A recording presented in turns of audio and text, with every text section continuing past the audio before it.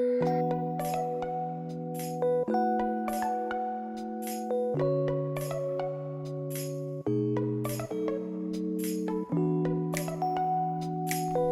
നമസ്കാരം. അപ്പോൾ ഡേ 4 ആയി.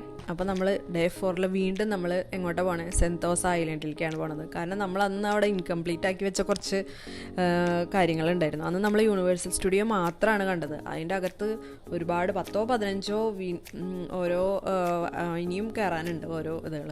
അപ്പോൾ അത്രയൊന്നും നമുക്ക് കവർ ചെയ്യാൻ പറ്റിയില്ലെങ്കിലും മാക്സിമം നമുക്ക് എന്താ പറയുക, നമ്മൾക്ക് പുതുമയുള്ളത് എന്തെങ്കിലും ചെയ്യണമെന്ന് വെച്ചു. അപ്പോൾ നമ്മൾ ഇന്ന് വിചാരിച്ചു, സാധാരണ നമ്മൾ ടാക്സിയിലാണല്ലോ പോണത്, ഇന്ന് നമ്മൾ വിചാരിച്ചു കേബിൾ കാർ. നമ്മളാരും ഇതുവരെ പോയിട്ടില്ല. അപ്പോൾ സ്കൂളിൽ പഠിക്കുമ്പോൾ അങ്ങനെ ഊട്ടിയിൽ അങ്ങനെ ഉണ്ടെങ്കിൽ പോയിട്ടുണ്ടാവും, എനിക്ക് എൻ്റെ ഓർമ്മയിൽ. ഓക്കെ, അങ്ങനെ നമ്മൾ കേബിൾ കാർ എക്സ്പീരിയൻസ് ചെയ്യാണ്. ചെറുതായിട്ടൊരു പേടി വരും, പക്ഷേ റോളർ കോസ്റ്ററിൽ പോയിട്ടുള്ള ആൾക്കാരായതുകൊണ്ട് അവർക്ക് പേടിയുണ്ടാവില്ല. കാരണം അതുപോലെയാണല്ലോ അതിൻ്റെ അകത്തുണ്ടായിരുന്ന യുദ്ധം. അപ്പോൾ ഇതെന്ന് പറഞ്ഞത് 8 പേർക്ക് ഇരിക്കാം. ഇങ്ങനെ പിന്നെ മെട്രോ പോലെയാണ്. അതായത് സ്റ്റേഷൻ്റെ കാര്യമാണ് പറയണത്. അതായത് ഒരുപാട് സ്റ്റേഷൻസ് ഉണ്ട്. ഇപ്പോൾ ഇങ്ങനെ നമ്മൾ ഈ റോപ്പിൽ കൂടെ പോയിക്കൊണ്ടിരിക്കുകയാണ്. അപ്പോൾ നമ്മൾ സ്റ്റാർട്ട് ചെയ്തത് തന്നെ ഒരു ബിൽഡിങ്ങിൻ്റെ മുകളിൽ നിന്നാണ്. അപ്പോൾ അതിൻ്റെ മുകളിൽ നിന്ന് ഒരു സ്റ്റേഷനിൽ നിന്ന് പോയി കഴിഞ്ഞാൽ അടുത്ത സ്റ്റേഷൻ വീണ്ടും അടുത്തൊരു ബിൽഡിംഗ് ആയിരിക്കും. അപ്പോൾ സെൻതോസയിൽ എത്തുമ്പോഴാണെങ്കിലും സെൻതോസയുടെ ഏതെങ്കിലും ഒരു ടവറിൻ്റെ മുകളിലേക്കാണ് എത്തുന്നത്. അത് കഴിഞ്ഞിട്ട് ഏറ്റവും അറ്റത്തൊരു പോയിന്റ് ഉണ്ട്. അതെന്ന് പറയണത് അവിടുത്തെ ഒരു ഹില്ലി ഏരിയയാണ്. അവിടെ ഒരു ടവർ ഉണ്ടാക്കിയിട്ട് അതാണ് അടുത്ത സ്റ്റേഷൻ. അതുപോലെ തന്നെ ഈ കേബിൾ കാർ കുറച്ച് കോസ്റ്റ്ലിയാണ്. എനിക്ക് തോന്നുന്നു $50 തോന്നുന്നുണ്ട് ഓരോരുത്തർക്ക്. കിഡ്സിന് 25. അപ്പോൾ അത് 2 way ആണ്. നമുക്ക് അങ്ങോട്ട് പോയിട്ട് ഏത് സ്റ്റേഷനിൽ വേണമെങ്കിലും എപ്പോൾ വേണമെങ്കിലും ഇറങ്ങാം. അത് കഴിഞ്ഞിട്ട് എപ്പോൾ വേണമെങ്കിലും തിരിച്ച് കയറാം. അന്ന് തന്നെ തിരിച്ച് നമ്മൾ കയറിയ സ്റ്റേഷനിൽ തന്നെ ഇറങ്ങാം, എവിടെ വേണമെങ്കിലും ഇറങ്ങാം.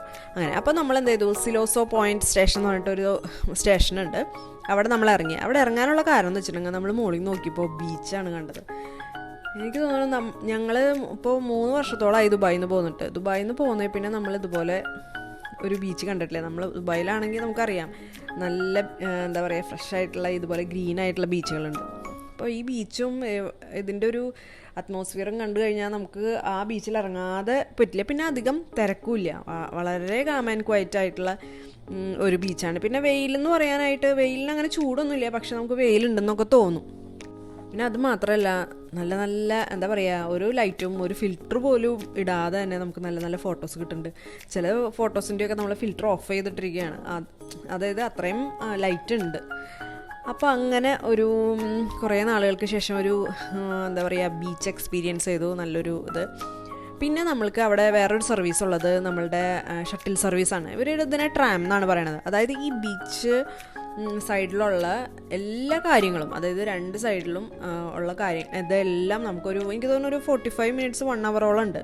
ഈ ഷട്ടിൽ സർവീസ് ഫ്രീ ആണ്. ഇതും നേരത്തെ പറഞ്ഞ പോലെ കേബിൾ കാറിൻ്റെ പോലെ തന്നെയാണ്. ഇടയ്ക്കിടയ്ക്ക് സ്റ്റോപ്പുകളുണ്ട്. അപ്പോൾ ഇവിടെ നിന്ന് നമുക്ക് പോയിട്ട് വേറെ ഒരു സ്ഥലത്ത് വേറെ സ്റ്റോപ്പിൽ ഇറങ്ങാം. കുറേ ആക്ടിവിറ്റീസ് ഉണ്ട്. എന്താ പറയുക, കിഡ്സിൻ്റെ പ്ലേ ഏരിയൻ്റെ ഒരു വലിയ ബിൽഡിങ്ങാണ്. അതിൻ്റെ അകത്ത് മൊത്തം കിഡ്സിൻ്റെ ഏരിയ. പിന്നെ ഇതൊരു വലിയൊരു ബസ് സ്റ്റോപ്പാണ്. പിന്നെ അതുപോലെ തന്നെ സൈക്ലിംഗ് ഇപ്പോൾ കണ്ടുല്ലോ, അത് അങ്ങനെ റെൻറ്റിന് കിട്ടുന്ന സ്ഥലങ്ങൾ. അങ്ങനെ എന്തൊക്കെ ആക്ടിവിറ്റീസ് ഉണ്ടോ അതെല്ലാം ഇങ്ങനെ ഓരോരോ പോയിന്റിലുണ്ട്. പിന്നെ ഉള്ള ഒരു കാര്യം എന്ന് വെച്ചാൽ, എനിക്ക് തോന്നുന്നു ഈ പകൽ പോണേക്കാളും രാത്രി കുറച്ചും കൂടെ പോയി കഴിഞ്ഞാൽ ഒരുപാട് ഷോസ് ഉണ്ട്. കാരണം നമുക്ക് പോകുമ്പോൾ കാണാം കുറേ ലൈറ്റിംഗ് അറേഞ്ച്മെൻറ്റ്സ് ഒക്കെ കാണാം. അപ്പോൾ അതൊക്കെ കാണണമെങ്കിൽ സത്യത്തിൽ വൈകിട്ട് വരണം. പക്ഷേ പകൽ പോയി കണ്ടാവും ഈ ലൈറ്റിങ്ങും കാര്യങ്ങളും ഇതൊക്കെ ഇട്ട് കഴിഞ്ഞാൽ നല്ല ഭംഗിയായിരിക്കും. ഞാൻ ഏതൊക്കെയോ വീഡിയോയിൽ കണ്ടിട്ടുണ്ട് അതിൽ ലൈറ്റ് ഇട്ടിട്ട് അവിടെ വന്നിട്ട് അവർ ഫോട്ടോസ് എടുക്കണതൊക്കെ. അങ്ങനെ നമ്മളിത് വീണ്ടും നമ്മൾ സ്റ്റാർട്ട് ചെയ്ത ആ പോയിന്റിലെത്തി. അങ്ങനെ നമ്മൾ തിരിച്ചു പോരാന്ന് വെച്ചിട്ടുണ്ടെങ്കിൽ ഇവിടെ നിന്ന് ഇതൊരു എൻഡാണ് ഈ പോയിന്റ്, സിലോസോ പോയിന്റ്. അവിടെ നിന്ന് തിരിച്ച് വന്നിട്ട് വേണം ഇനി നമുക്ക് ഇതിൽ അക്വേറിയം കാണാനുണ്ട്. അപ്പോൾ വീണ്ടും 1-2 ഐറ്റംസൊക്കെ കയറാനുണ്ട്. അപ്പോൾ നമ്മൾ പോന്നു. പിന്നെ ആ ഒരു സ്ട്രക്ചർ ഉണ്ടല്ലോ, അതാണ് ബംഗി ജമ്പ്. നമ്മൾ നല്ല ഫേമസ് ആയിട്ടുള്ള ഒരു പരിപാടിയാണത്. പക്ഷേ അത്രയും ഹൈറ്റുള്ള ടവറിൻ്റെ മുകളിലേക്ക് നമ്മൾ സ്റ്റെപ്പ് കയറണം, എന്നിട്ട് വേണം അവിടെ നിന്ന് ചാടാൻ. അത് മാത്രമല്ല, അതിൽ വേറെയും റോപ്പിൽ ഉള്ള അങ്ങനെ കുറേ ആക്ടിവിറ്റി ഉണ്ട്. ഇവിടെ നിന്ന് ഹില്ലിൽ നിന്ന് വേറൊരു എന്താ പറയുക, ആ ഒരു ഐലൻഡ്സ് ഉണ്ടല്ലോ, അതിലേക്ക് ഇങ്ങനെ റോപ്പിൽ കൂടെ സ്ലൈഡായിട്ട് പോകണം. അങ്ങനെ കുറേ ആക്ടിവിറ്റീസ് ഉണ്ട്. അങ്ങനെ ഇത് നമ്മളുടെ ക്ലൗഡ് ഫോറസ്റ്റും ഫ്ലവർ ഡോമും ആണ് ആ കാണുന്നത്. ഗാർഡൻസ് ബൈ ദ വേ ഓർമ്മയുണ്ടാവും എന്ന് വിചാരിക്കണം. ഇത് കണ്ടു കഴിഞ്ഞാൽ നിങ്ങൾക്ക് ആദ്യത്തെ വീഡിയോ കണ്ടിട്ടുണ്ടെങ്കിൽ മനസ്സിലാവും. അത് പിന്നെ നമ്മൾ അപ്പോൾ ഇതിൻ്റെ അതേ ഏരിയയിലാണ് നമ്മളുടെ മറീന ബേ സാൻഡ്സ് ഹോട്ടൽ. ഈ ഹോട്ടലിലേക്ക് എന്തിനാണ് വന്നതെന്ന് വെച്ചിട്ടുണ്ടെങ്കിൽ നമ്മൾ വൈകിട്ട് സൺസെറ്റ് കാണാനാണ് നമ്മൾ സ്കൈ പാർക്ക് ഒബ്സർവേഷൻ ഡെക്ക്, അതായത് ഇതിൻ്റെ മുകളിലുള്ള ആ ഒരു ബോട്ട് കണ്ടില്ലേ, അവിടെ നിന്നിട്ടാണ്, അതാണ് ഒബ്സർവേഷൻ ഡെക്ക്. അവിടെ നിന്നിട്ടാണ് നമ്മൾ സൺസെറ്റ് കാണാൻ പോണത്. ഞാൻ നമ്മളുടെ പേളിമാണിയുടെ സിംഗപ്പൂർ ട്രിപ്പ് കണ്ടിട്ടുണ്ടായിരുന്നു. അന്ന് അവരിവിടെയാണ് സ്റ്റേ ചെയ്തത്. അപ്പോൾ അന്നേ ഞാൻ വിചാരിച്ചിട്ടുണ്ടായിരുന്നു നല്ലൊരു ഹോട്ടലാണല്ലോ, അങ്ങനെ വെറുതെ ഇങ്ങോട്ട് പോവും, നമ്മൾ ഇങ്ങോട്ട് പ്ലാൻ ചെയ്യണം അങ്ങനത്തെ ഒന്നുമില്ല. അവർ പോയിട്ട് 2-3 വർഷമായി തോന്നുന്നത് ഇട്ടിട്ട്. പക്ഷെ അന്ന് അത് കണ്ടപ്പോൾ ഇതിൻ്റെ അകത്ത് ഒരു ഇതൊക്കെ കണ്ടിട്ടുണ്ടായിരുന്നു. അപ്പോൾ അന്ന് വെറുതെ ഒരു തോന്നിയതാണ്, ഒരു ഇല്യൂഷൻ. അങ്ങനെ അപ്പോൾ നമ്മളും ഇവിടെ എത്തിപ്പെട്ടു. അപ്പോൾ ഇതൊരു എന്താ പറയുക, ഒരു 5 സ്റ്റാർ ഹോട്ടലാണ്. പക്ഷേ നമ്മളുടെ ലിമറിഡിയൻ എന്നൊക്കെ പറയാം, അതുപോലെയൊക്കെ തന്നെ അത്യാവശ്യം, പക്ഷേ അതിനേക്കാളൊക്കെ ഒരു 3 സ്റ്റാൻഡേർഡും കാര്യങ്ങളൊക്കെ ഉള്ള ഒരു ഇത്. പിന്നെ ഇതിനും നമ്മൾ എല്ലാം പേയ്മെൻ്റ് എന്ന് വെച്ചിട്ടുണ്ടെങ്കിൽ ഭയങ്കര ഹൈ ആണ്, ഡോളേഴ്സാണ്. നമ്മൾക്ക് വിഷമം വരും. പക്ഷേ നമ്മൾ ഇത്രയും സ്പെൻഡ് ചെയ്ത് പോയിട്ട് നമ്മളിതൊന്നും ചെയ്യാതിരിക്കാനും പറ്റില്ലല്ലോ. അപ്പോൾ നമ്മളിങ്ങനെ സ്പെൻഡ് ചെയ്യാണ്ട് നിവർത്തിയില്ല.